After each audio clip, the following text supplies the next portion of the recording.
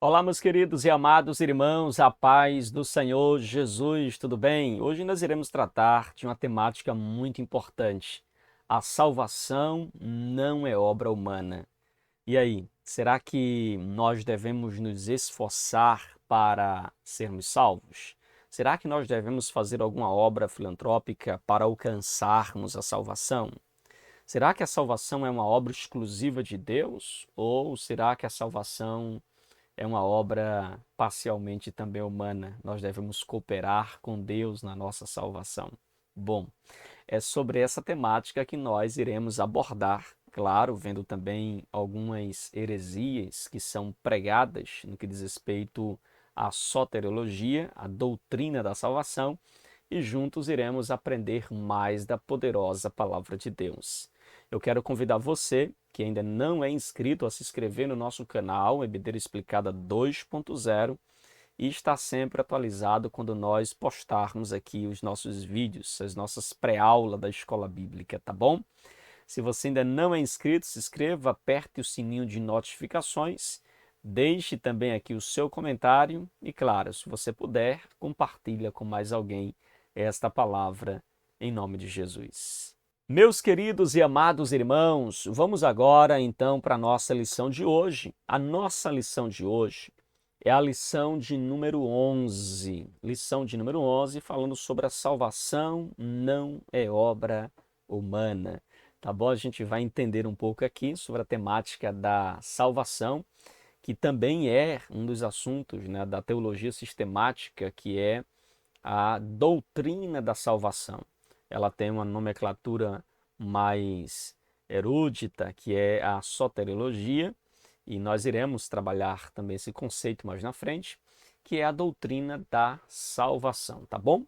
Queridos, na lição de hoje, nós iremos então trabalhar aqui, em especial, a natureza da salvação, como nós somos salvos.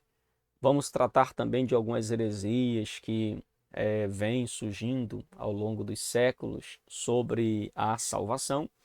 E, claro, nós falaremos também sobre algumas heresias atuais no que diz respeito à doutrina da salvação.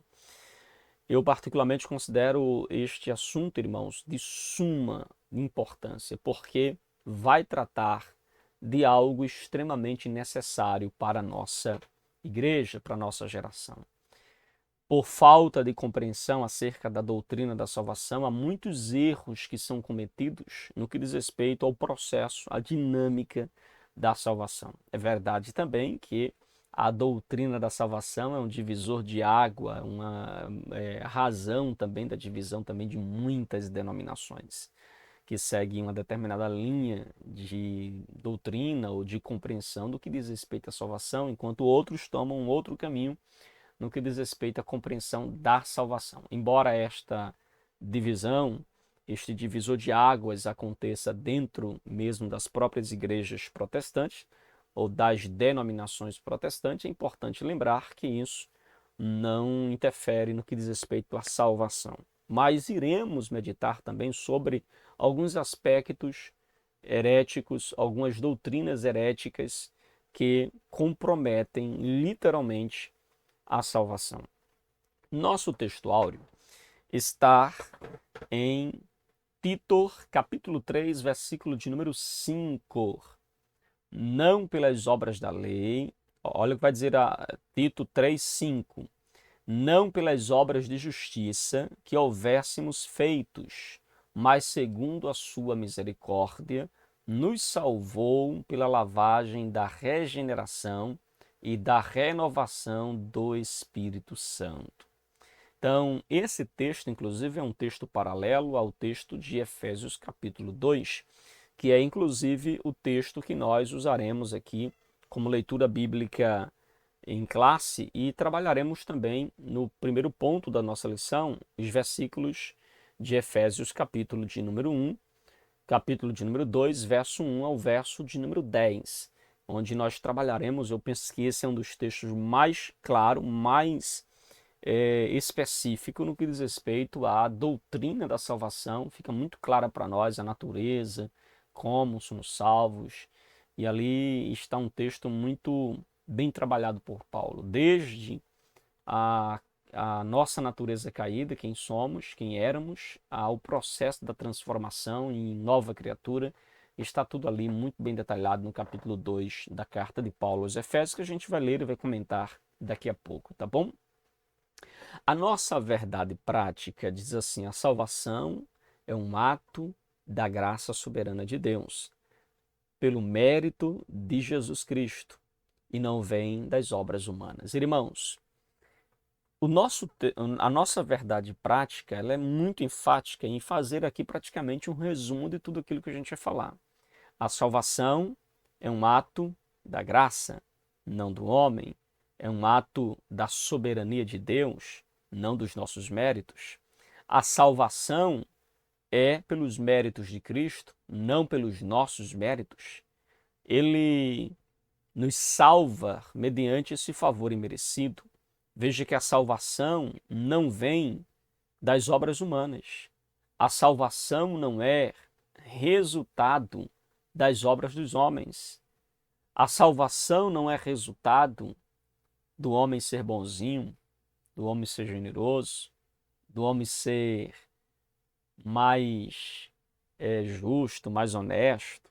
Não vem das obras que nós praticamos. A salvação, ela vem exclusivamente por meio da graça. E a graça é o favor imerecido de Deus, como nós iremos aqui explicar melhor quando adentrarmos na nossa lição de hoje. Obviamente que para estudar a lição você precisa, se possível, estar com a sua lição em mãos. Se você desejar também, ter aí o livro de apoio.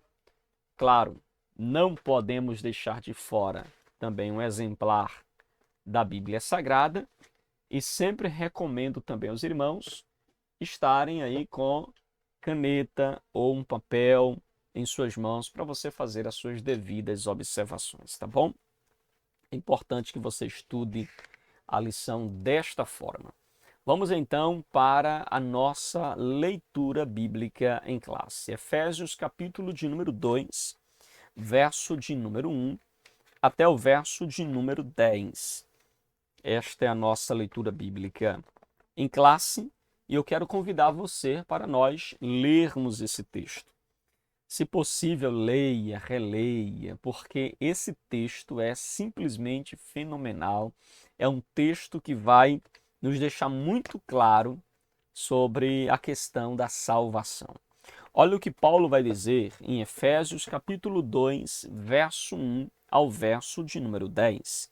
E vos vivificou, estando vós mortos em ofensas e pecados, em que noutro tempo andaste segundo o curso deste mundo, segundo o príncipe da potestade do ar, do espírito que agora opera nos filhos da desobediência, entre os quais todos nós também antes andávamos nos desejos da nossa carne, fazendo a vontade da carne e dos pensamentos, e éramos por natureza filhos da ira, como os outros também.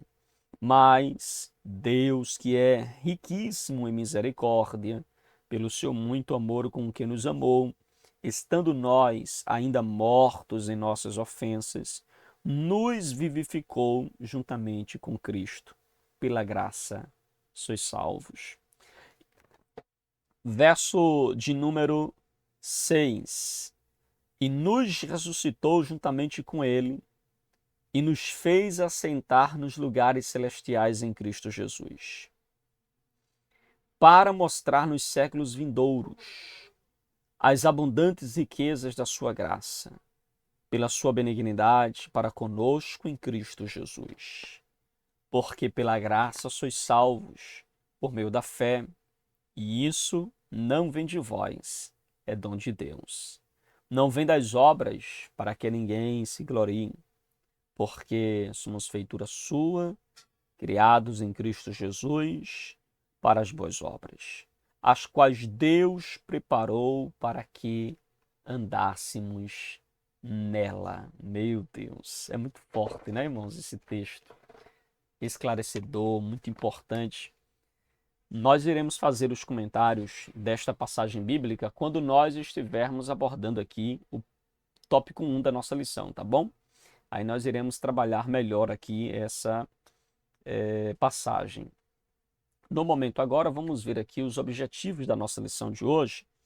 Nós temos 3 objetivos. O primeiro objetivo é ensinar a respeito da doutrina da salvação sob a graça de Deus. Então, nós temos como primeiro objetivo hoje ensinar aos irmãos, mostrar aos irmãos que a salvação ela é por meio da graça de Deus. Então a gente vai aqui destrinchar, detalhar, ainda que não exaustivamente, obviamente, porque precisaríamos de muito mais tempo, mas iremos trabalhar aqui a doutrina da salvação, tá bom? Segundo objetivo, nós iremos elencar ensinos inadequados sobre a salvação na antiguidade. Então nós iremos olhar algumas religiões, alguns grupos religiosos, alguns movimentos religiosos e filosóficos que eles são inadequados no que diz respeito à doutrina da salvação. E por fim, nós temos também como objetivo hoje correlacioná-los aos ensinos inadequados sobre a salvação na atualidade. Iremos ver algumas religiões na atualidade que também pregam e ensinam ou sequer ensinam a salvação, e aqueles que ensinam de uma forma equivocada, de uma forma totalmente errada, tá bom? Então, na lição de hoje, queridos, nós iremos trabalhar aí a situação da miserabilidade humana e mostrar a restauração feita por Deus e também mostrar a impossibilidade do homem ser salvo, senão somente pela graça do Senhor. Salvação, já digo aqui logo de início, não é mérito humano, não é obra humana. Nós não alcançamos a salvação pelo nosso esforço, não alcançamos a salvação pela nossa bondade ou generosidade. A salvação é uma intervenção divina, é uma intervenção direta de Deus, por meio do Espírito Santo. Amém, queridos? Então, o primeiro ponto da nossa lição vai trabalhar a salvação sob a graça de Deus. Eu quero, inclusive, neste momento, convidá-los a abrir também a sua Bíblia para que possamos, ou a sua lição, para que possamos trabalhar neste primeiro ponto o que diz a nossa lição a respeito da doutrina da salvação. Então vejam, o nosso primeiro ponto é a salvação sob a graça de Deus. Nos versos 1, 2 e 3, nós temos a descrição do estado espiritual do homem, como o homem se encontrava antes de Cristo, antes do Espírito Santo passar a habitar no seu coração. Qual era o estado do homem? A Bíblia vai descrever nos versos 1, 2 e 3. Olha o que diz o texto. E vos vivificou, estando vós mortos em ofensas e pecados. Então, o homem, antes da graça de Deus, antes de ser alcançado pela graça, antes dele ser salvo, o homem está numa condição espiritual que nós chamamos de morte. Ele estava morto espiritualmente. Veja que o texto é claro em mostrar que nós estávamos mortos em nossas ofensas e pecados, irmãos. Muito claro aqui o texto. Em que noutro tempo andaste segundo o curso deste mundo. É claro que quando o texto fala que nós estávamos mortos, em nosso estado, mortos em ofensas e pecados, não está dizendo que nós estávamos aniquilados. E não está falando da morte física. Está falando da morte espiritual. E a morte espiritual descrita aqui, ele vai dar mais detalhe no verso 2, ele diz que nesse estado de morte espiritual, nós andamos segundo o curso deste mundo. Mundo aqui é uma palavra que faz referência não à humanidade em si, faz referência não ao mundo físico em si, mas veja que a palavra mundo aqui, andando segundo o curso deste mundo, está falando sobre andar segundo o curso deste sistema que é inimiga de Deus, que está na contramão de Deus. Então, outrora, nós andávamos conforme este sistema que está na contramão de Deus. E ele diz ainda, andamos segundo o curso deste mundo, segundo o príncipe da potestade do ar. Aqui uma referência a Satanás e aos seus demônios, ou seja, Satanás e os seus espíritos caídos. Aqui é uma referência, então, a ele como o príncipe deste mundo, o príncipe da potestade do ar. Aqui é uma referência, no caso desse texto, aqui é uma referência direta ao próprio Satanás. Ele é este príncipe da potestade do ar, do espírito que agora opera nos filhos da desobediência. Então veja que, outrora, olha como nós andávamos, irmãos. Estávamos mortos, nossos delitos e pecados.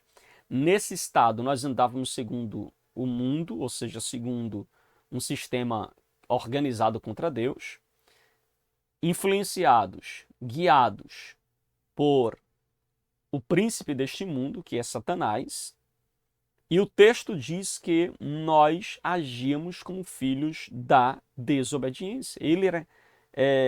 Nós andávamos e agora opera nos filhos da desobediência, ou seja, o texto nos mostra que nós andávamos, irmãos, segundo os filhos da desobediência. O verso 3 diz assim, entre os quais todos nós também antes andávamos.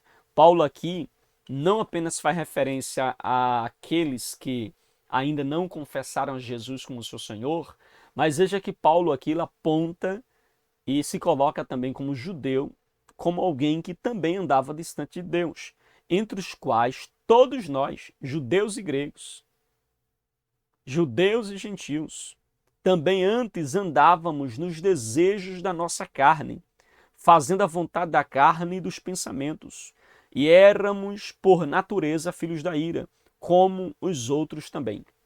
Olha que interessante, queridos. Aqui nós temos uma descrição do estado do homem sem Deus. Ele está morto nos seus pecados e delitos. Ele está andando segundo o curso deste mundo, um sistema organizado contra Deus. Ele está andando guiado, ou segundo o príncipe da potestade do ar, do espírito que agora opera, atua nos filhos da desobediência. Como disse Martinho Lutero, o homem é uma besta montada por Deus ou montada por Satanás, montada pelo espírito deste século. Isso é uma realidade, não há neutralidade, irmãos. Por mais duro que seja, ou você é de Deus ou você não é de Deus.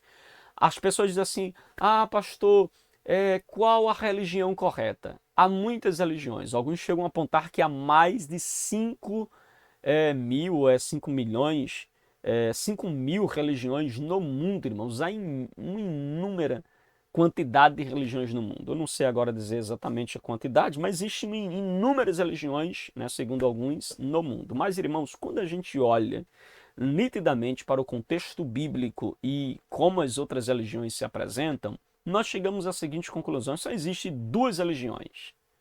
Só existe duas religiões. Existe o cristianismo, que é uma religião, ainda que alguns digam que não, mas é uma religião, e esta prega então Jesus como o único e suficiente Salvador.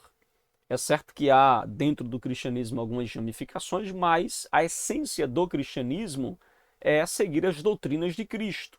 Então tem Jesus como o Senhor e Salvador. E todo aquele que não é do cristianismo, irmãos, quando a gente olha as ramificações das outras religiões, elas estão ligadas entre si, elas fogem então do princípio daquilo que a palavra de Deus ensina, portanto, podemos colocar todas as outras religiões dentro de um único pacote, como compreendendo então que existe apenas essas duas religiões no mundo. Aquela que está ligada a Cristo, aquela que está então com a sua base doutrinária fundada em Cristo, e aquelas que estão estranhas a esta base doutrinária fundada então por Cristo ou pregada por Cristo sobre o fundamento dos apóstolos. Continuando, olha o estado do homem. ele também anda agora nos desejos da carne, irmãos. Andar segundo os desejos da carne é natural para quem está morto nos seus delitos e pecados. Andar segundo os seus pensamentos, prostituição, avareza, ira, contenda, bebedice, glutonaria, feitiçaria e tantas outras coisas mais que fazem parte das obras da carne, é natural para o homem morto, para o homem que está distante de Cristo. Compreende? Agora, queridos, dito isso, né, no nosso primeiro ponto, a descrição do estado espiritual do homem, vejamos então ainda, né, o nosso autor, no subponto 2, ele diz assim, mortos em ofensas e pecados. Praticamente a gente já explicou, mas me permita mencionar também o versículo 5, que ele traz aqui também para a nossa compreensão. Então vamos mencionar o versículo de número 5, que diz assim, estando nós ainda mortos em nossas ofensas, nos vivificou juntamente com Cristo, pela graça sois salvos. Então veja, o texto mostra que nós estávamos mortos em ofensas e pecados. Certo? Esse era o nosso estado antes de sermos alcançados pela graça de Cristo, mortos em ofensas e pecados, conforme Paulo descreve aqui. Conforme nós descrevemos para você aqui, esse era o estado do homem antes de ser alcançado pela salvação. Ok? Quando nós olhamos para os versículos de número 8 e o versículo de número 9 e 10, e aí nós temos agora, é claro que precisamos voltar também para o versículo 1, versículo 5, voltar aí para os versículos 6, 7, 8, 9 e 10, e vai nos mostrar que a salvação, ela é um ato da graça de Deus. O verso 8, que é muito claro para nós, diz assim, porque pela graça sois salvos por meio da fé, isto não vem de vós, é dom de Deus, não vem das obras para que ninguém se glorie. Porque somos feitura sua, criados em Cristo Jesus, para as boas obras, as quais Deus preparou para que andássemos nela. Queridos irmãos, olha que interessante nós temos aqui. A salvação, ela é um ato da graça de Deus. Isso fica claro no versículo 1. Ele vos deu vida, então, e vos vivificou estando vós mortos. Nós estávamos mortos, e ele veio e nos deu vida. O verso 5 também diz a mesma coisa, e ele vos vivificou juntamente com Cristo, pela graça sois salvos. O verso de número 6 diz, e nos ressuscitou juntamente com ele, e nos fez assentar nas regiões celestiais em Cristo. Foi ele quem fez isso por nós. O verso 7 diz, para mostrar nos séculos vindouros as abundantes riquezas da sua graça, pela sua benignidade para conosco em Cristo Jesus. O verso 4 diz, mas Deus, que é riquíssimo em misericórdia, pelo seu muito amor com quem nos amou, mostra que nós somos salvos por causa dessa riqueza de misericórdia que é em Cristo Jesus, que é em Deus, derramada em nós. Deus, que é riquíssimo em misericórdia, com o seu muito amor com quem nos amou, então ele nos deu vida estando nós mortos em nossos delitos e pecados, irmãos. Olha que coisa linda nós temos aqui. A salvação, como diz o verso 8, não é obra humana. A salvação não é resultado da bondade do homem, não é mérito do homem, não há nada no que diz respeito à salvação que o homem possa se gloriar, nada. Pelo contrário, nós devemos reconhecer que somos salvos por meio da graça de Deus, ok? Me permita então pontuar aqui que nós estávamos mortos, irmãos.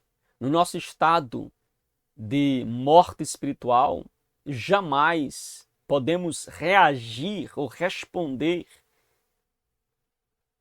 à salvação em Cristo Jesus. Jamais podemos, por nós mesmos, irmos a Cristo Jesus. Imagine, alguém que está morto jamais pode se levantar por si mesmo, a não ser que um ato sobrenatural de Deus o ressuscite.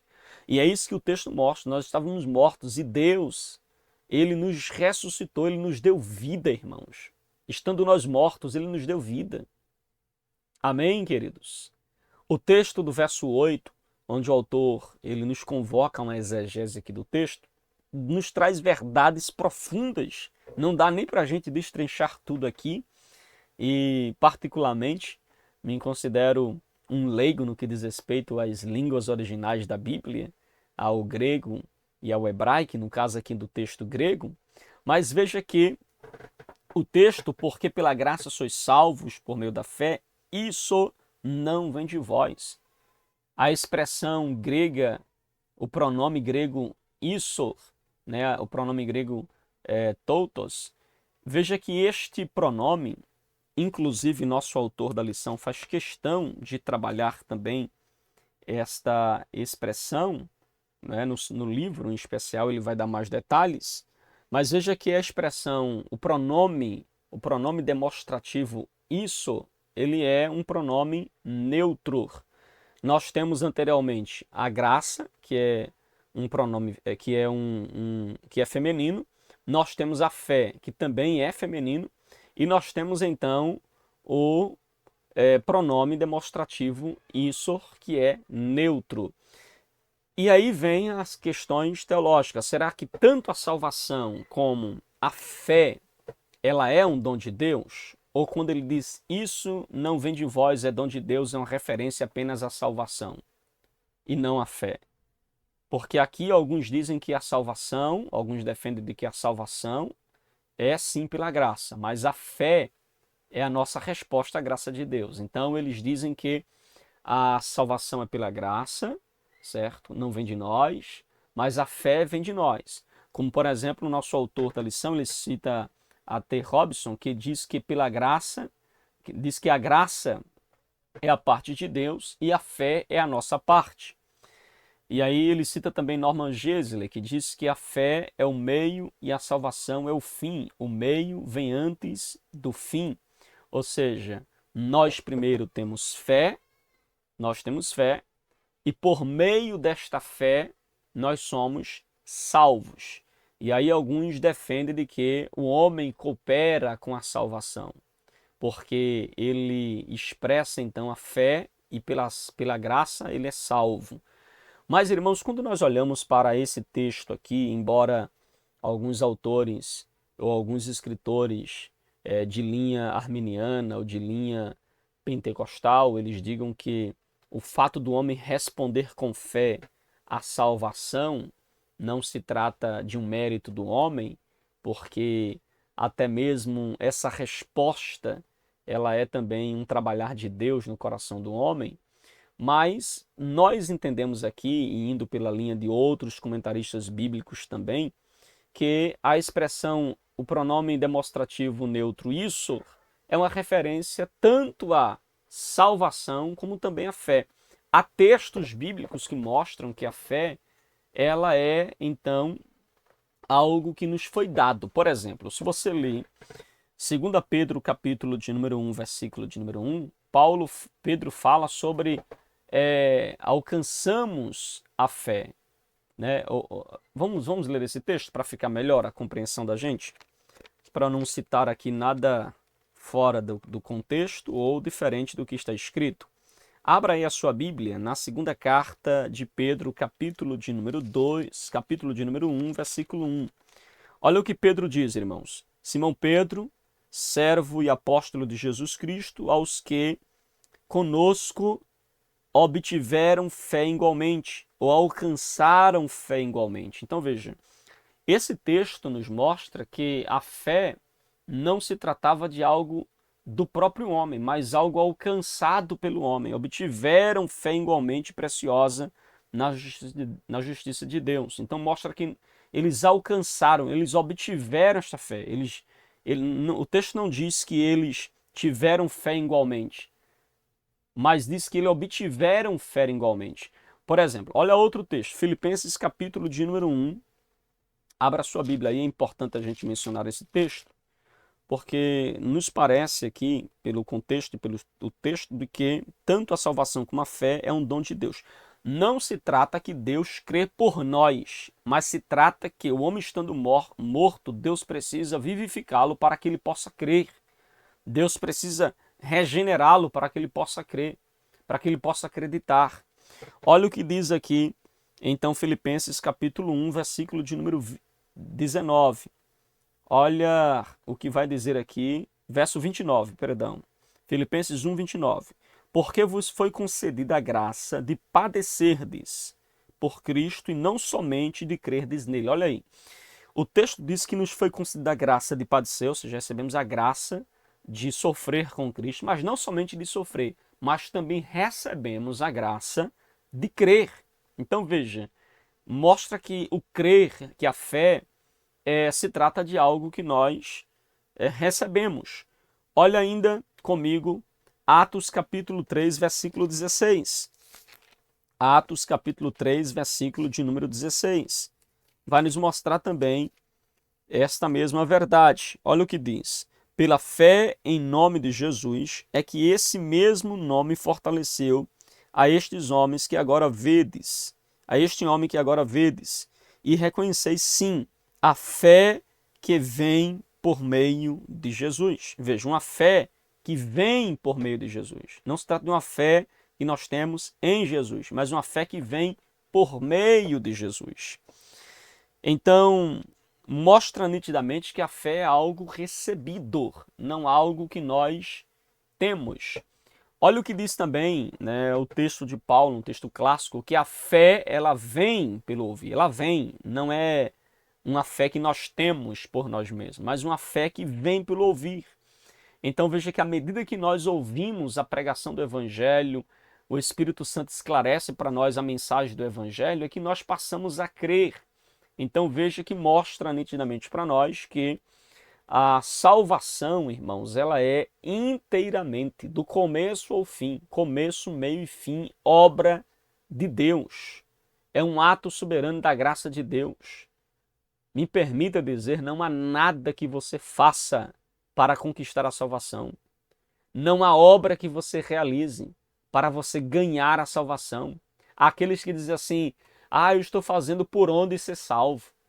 Eu estou praticando atos de bondade. Quando eu morrer, Deus me colocará num lugar bom. Tipo, eu estou praticando coisas boas e com certeza Deus não me deixará de fora.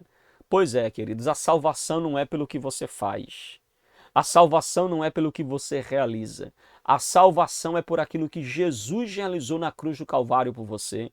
A salvação é um ato soberano da graça de Deus. Aí talvez você diga, pastor, então se eu sou salvo pela graça e não pelo que eu faço, então ele me salvou e eu posso viver de qualquer forma, de qualquer jeito.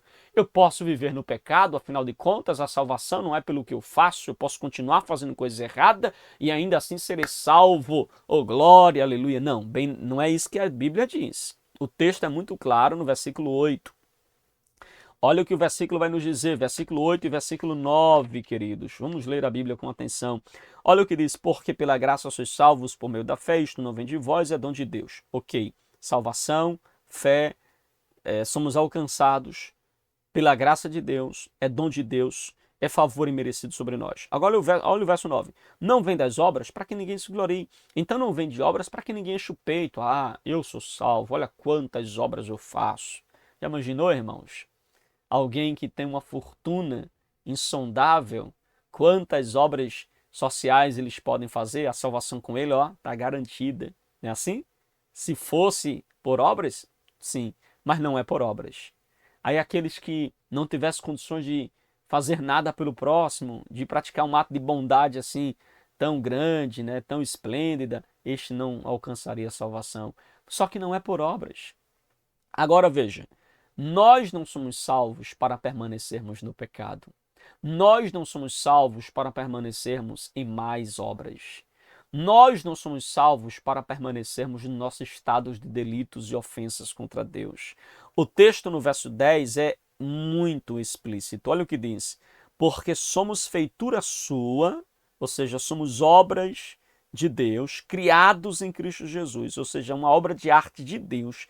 Ele nos criou em Cristo Jesus para as boas obras. Então, irmãos, você não é salvo por praticar boas obras, mas você é salvo para as boas obras, compreende? Então você não é salvo por ser bonzinho, mas você é salvo para ser. Você não é salvo para fazer boas obras, você não é salvo por fazer boas obras, mas você é salvo para fazer boas obras. Nós somos feituras de Deus para as boas obras, as quais Deus preparou de antemão para que andássemos nela. Tranquilo, irmãos?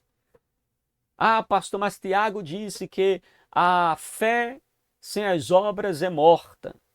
Tiago está falando de uma coisa, Paulo está falando de outra. Paulo está falando sobre o nosso estado de morte e como nós passamos ao nosso estado de vida. Ele diz, pela graça sois salvos mediante a fé, e isto não vem de vós, é dom de Deus. Tiago está falando que aqueles que estão na fé em Cristo Jesus, vocês que são crentes, não podem simplesmente dizer, ah, eu tenho fé. Porque Tiago diz assim, aquele que diz que tem fé, mas não tem obras, a fé desta pessoa é morta. Ou seja, se você diz que é salvo, mas não vive em novidade de vida, você simplesmente está vivendo um auto-engano. Você diz, ah, eu sou salvo, mas não vive novidade de vida, continua no velho homem, nos velhos hábitos, na natureza da carne, sendo guiado pelo espírito da potestade do ar, vive como um filho da desobediência. Meu filho, infelizmente você não conheceu ainda o evangelho da graça, não foi ainda salvo pela graça de Deus. Amém? Então olha como é importante que você entenda esta verdade. Ok, meus queridos, vamos então aqui para o nosso segundo ponto da nossa lição. Vamos falar agora sobre as soteriologias inadequadas na antiguidade. Ok? Meus queridos irmãos, neste segundo ponto nós iremos ver na antiguidade aqueles que pregavam sobre a doutrina da salvação de forma equivocada. A palavra soteriologia, é importante que nós tragamos aqui para os irmãos também a definição desta palavra. A palavra soteriologia, ela traz então aí a compreensão do estudo da salvação, certo? É o estudo da salvação. Esta é então o significado desta palavra que nós queremos assim trazer também aos irmãos. Então, o termo soteriologia nos referimos aí aos diversos ensinos religiosos, no caso aqui inadequadas na antiguidade, diversos ensinos religiosos que são inadequados no que diz respeito à doutrina da salvação. E aí o nosso autor faz aqui menção de alguns deles. E aí o primeiro deles é a doutrina da reencarnação, que ela é tão antiga quanto a humanidade, a doutrina da reencarnação. Aí nós temos também outras doutrinas ou outras religiões que também pregam, tá certo, uma doutrina errada no que diz respeito à salvação. Por exemplo, nós temos a reencarnação, nós temos o hinduísmo, nós temos também o budismo, nós temos o jainismo, nós temos o sikhismo, nós temos também o Hare Krishna, nós temos os kardecistas, todos eles pregam a reencarnação, né? Alguns deles pregam a reencarnação, e eles pregam também, no caso, os adeptos, né, da doutrina da reencarnação, o que eles têm aí em comum é que o homem ele vai reencarnando, no caso essas seitas que nós mencionamos aqui, eles vão reencarnando para alcançar o estado de perfeição. Então veja que é um erro gravíssimo, né? Primeiro, a questão da reencarnação que não é bíblica. Segundo, é que a reencarnação aqui, eles estão dando a ênfase de que o espírito ele vai reencarnando, seja para melhor ou para pior. Então ele vai reencarnando para ir melhorando até alcançar aí a salvação. Então veja que eles pregam que a perfeição ela vem por meio de um progresso evolutivo até que esse ciclo da roda, né, de nascimento pare de girar, onde ele vai cada dia mais aperfeiçoando para alcançar aí a salvação. Em resumo, a salvação, conforme a reencarnação, o hinduísmo, o jainismo, o sikhismo, os Hare Krishnas, os kardecistas, para eles a salvação se trata então de algo alcançado pelo esforço do homem sem Jesus, o que é uma doutrina antibíblica, porque a Bíblia nos mostra claramente que a salvação vem por meio de Jesus, ok? Aí nós temos também, irmãos, os galacionistas. Ele usa essa expressão galacionista para se referir à expressão que Paulo fala aos Gálatas. Então, na carta de Paulo aos Gálatas, nós temos então ali os legalistas judaizantes. Eram aqueles que, depois de Cristo, já ali no período da igreja primitiva, eles chegaram a enfrentar aqueles que seguiam a Cristo, ou aqueles que eram judaizantes, mas se converteram ao cristianismo, se converteram a Jesus, mas eles começaram, dentro da fé cristã, eles começaram então a dizer que deveriam voltar às práticas de às práticas judaizantes, às práticas da lei de Moisés, né, no que diz respeito à circuncisão, à guarda do sábado, aos dias de festas, a alguns sacrifícios. Eles diziam que não era somente por crer em Jesus que nós somos salvos, nós devemos também ser um judeu, né? Ser um judaizante, praticar ali as crenças judaicas. E aí Paulo vai combater nitidamente isso. Paulo vai mostrar que isso é um grande erro. Então esses convertidos judeus ao cristianismo queriam que os seguidores de Jesus observassem a lei de Moisés como condição para a salvação. Eles começaram a dizer, olha, não é somente crer em Jesus não, tem que guardar o sábado. Olha, não é somente crer em Jesus não, tem que guardar os dias de festa. Olha, não é somente crer em Jesus não, a gente tem que se circuncidar. Então eles começaram a questionar, né, a fé daqueles que diziam-se salvo ou queriam ser salvo apenas pela fé em Cristo Jesus. E aí Paulo vai ser contundente. Paulo vai dizer em Gálatas capítulo 2, versículo 16, ele diz que pelas obras da lei, nenhuma carne será justificada. Ou seja, pelas obras da lei, ninguém será salvo, irmãos. Paulo deixa isso muito claro, tá bom, na carta aos Gálatas, inclusive mostrando que aqueles que estavam voltando às práticas dos judaizantes, Paulo diz, vocês caíram da graça. Vocês caíram da graça. Paulo, inclusive, aos Gálatas, chega a repreender Pedro, que ficou em cima do muro. Quando estava no meio dos judeus, ele vivia como judeu, vivia como um judaizante, mas quando estava entre os gentios, vivia como gentios. E Paulo percebeu essa atitude de Pedro de uma forma entre os judeus cristãos e outra forma entre os gentios cristãos. Então Paulo repreende, porque ele se mostrou dúbio, se mostrou ali em cima do muro. E aí nós temos também, irmãos, os gnósticos. O gnosticismo, eles também têm uma visão bem diferente daquela pregada por Jesus sobre a salvação.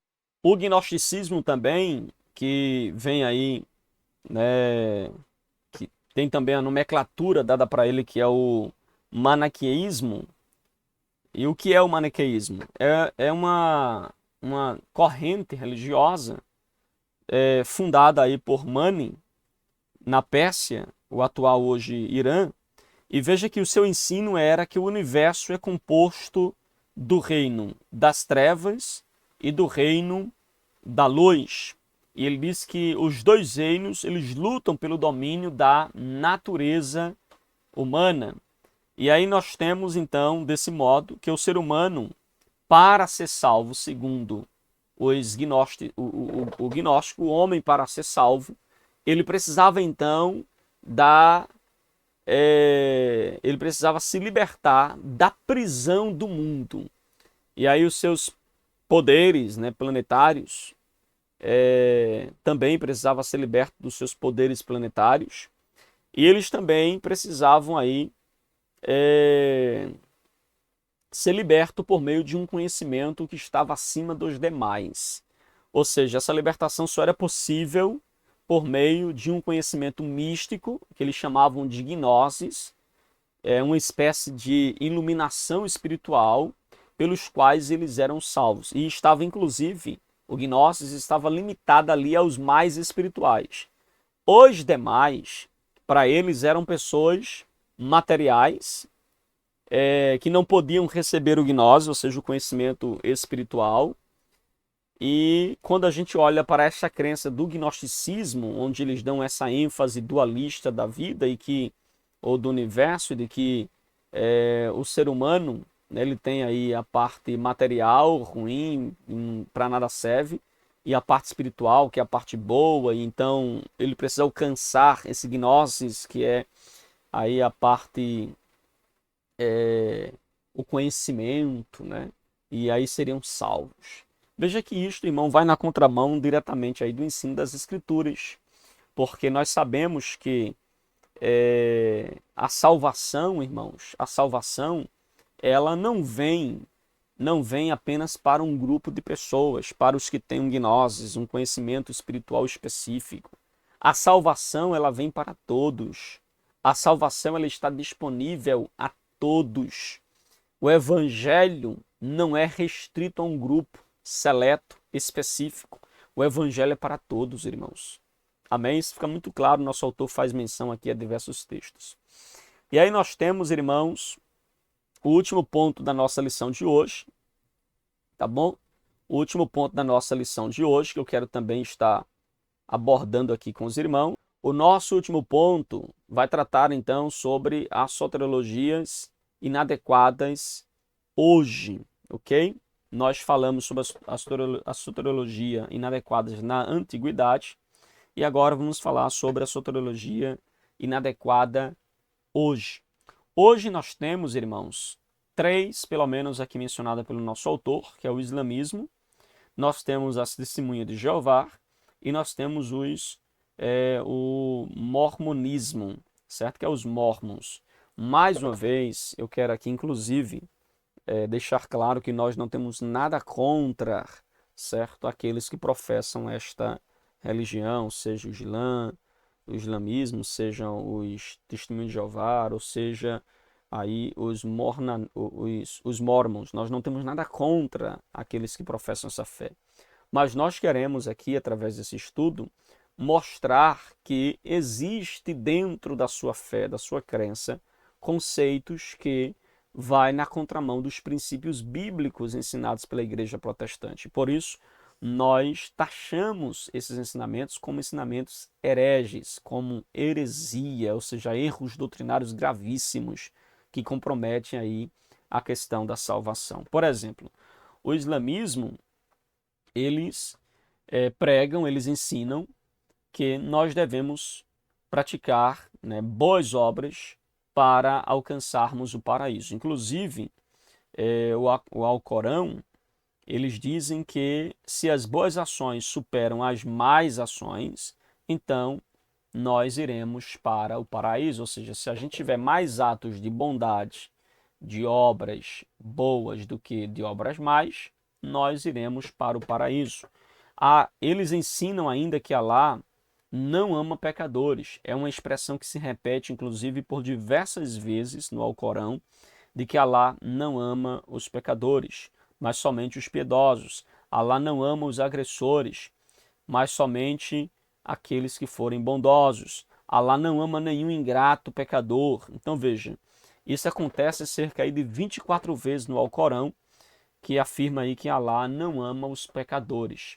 E isso vai totalmente na contramão da verdade bíblica, irmãos. O Evangelho mostra nitidamente que Deus é um Deus que ama os pecadores.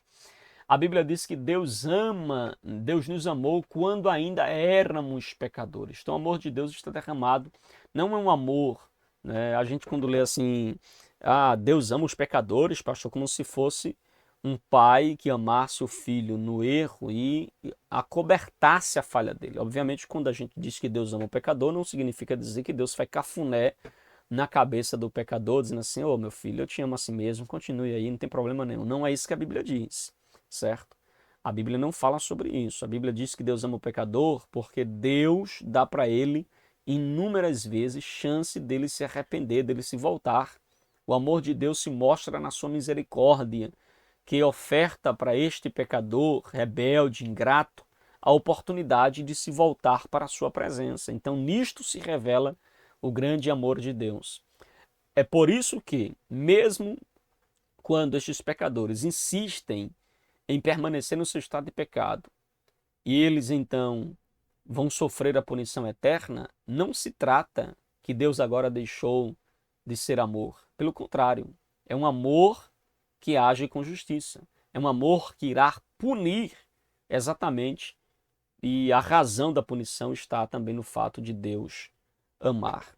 Então, queridos irmãos, nós temos aí, né, o islamismo, que prega a salvação por meio das obras, pelos méritos. Isso vai na contramão dos princípios da palavra de Deus. Nós temos também as testemunhas de Jeová. A salvação, segundo eles, não está em Cristo, mas está na organização. Então, para você ser salvo, tem que fazer parte da organização religiosa deles. Diferente do que ensina a Bíblia, que a salvação não está em fazer parte de uma organização religiosa. Inclusive, nós protestantes pregamos e enfatizamos que a salvação não está em estar dentro de quatro paredes de uma denominação. Há muitos que estão e não são salvos. Então, veja, existem dois grupos, né, segundo eles, que serão existem dois grupos de salvos, segundo as testemunhas de Jeová. Os 144 mil são a elite, estes são a classe dos ungidos, e o outro grupo são os demais, é a grande multidão que vai herdar a terra, e que, segundo esse movimento, irmãos, seus teólogos ensinam que as testemunhas de Jeová, né, pertencem então à classe da grande multidão, ou seja, não são filhos de Deus, não pertencem a Cristo, nem têm o Espírito Santo. Então veja, irmãos, e diz também que Jesus não é o mediador deles, nem tem esperança de salvação. Então veja, a Bíblia nos ensina, irmãos, que não existe cristão sem o Espírito Santo, ou seja, a doutrina pregada pelos testemunhos de Jeová vai diretamente na contramão das Escrituras. Talvez isto explique, inclusive, a razão pela qual eles têm uma Bíblia, uma edição própria. A edição da Bíblia deles é uma edição específica deles. A tradução deles é específica, diferente da nossa, justamente para até poder defender essas doutrinas que vai na contramão dos princípios da palavra de Deus. E aí nós temos também os mórmons. Os mórmons creem numa salvação geral, em que os não mórmons são castigados, certo? Aqueles que não professarem sua fé serão castigados, mas depois eles serão liberados para a salvação. Então, neste sentido, eles creem no universalismo, que todos serão salvos. Aqueles que hoje não fazem parte e morrerem sem fazer parte serão castigados devidamente, mas depois serão também salvos. Então, veja que isto vai também na contramão dos princípios da palavra de Deus. A Bíblia mostra nitidamente que há aqueles que vão ser salvos e aqueles que não serão salvos. Aqueles que serão alcançados pela mensagem da cruz e responderão a esta mensagem, e aqueles que simplesmente não responderão a esta mensagem, permanecerão no seu estado de delitos e pecados e, por fim, então sofrerão a destruição eterna, ou seja, passarão pela morte eterna. Amém? Ou permanecerão em morte eterna, morrerão eternamente. Amém, meus irmãos? Além do mais, irmãos, os mormons, eles defendem que devemos aceitar, né, Joseph Smith, o seu profeta, como o seu porta-voz, o porta-voz de Deus. Se não aceitarmos, não seremos salvos. Isso vai também na contramão dos princípios da palavra de Deus, ok? E aí, nossa conclusão, nosso final aqui, eu quero deixar essa frase para sua meditação: a salvação é um dom gratuito de Deus, fruto de sua graça e misericórdia. Se depender das obras humanas, apenas pela fé em Cristo somos resgatados para a vida eterna. Então, irmãos, a salvação é um dom gratuito de Deus. Não é fruto do nosso trabalho, nem do nosso esforço, mas é pura graça, é misericórdia. E devemos depender da obra de Cristo e não das nossas obras, do sacrifício de Jesus e não dos nossos esforços para a salvação. Amém? Que Deus em Cristo nos ajude, nos abençoe, em nome de Jesus. Amém, meus irmãos? Chegamos ao finalzinho de mais uma escola bíblica, de mais uma pré-aula aqui da escola bíblica, aqui do nosso canal EBD Explicada 2.0. Que Deus te abençoe, muito obrigado por ter ficado até aqui, tá bom? Que Deus abençoe sua vida, em nome de Jesus. Tivemos aqui um probleminha na nossa câmera, né? Por isso devemos que mudar aqui para outra câmera. Mas eu espero que você tenha aprendido e crescido mais com esta palavra, tá bom? Fica na paz e até a nossa próxima pré-aula aqui do nosso canal EBD Explicada 2.0. Fica na paz, em nome de Jesus.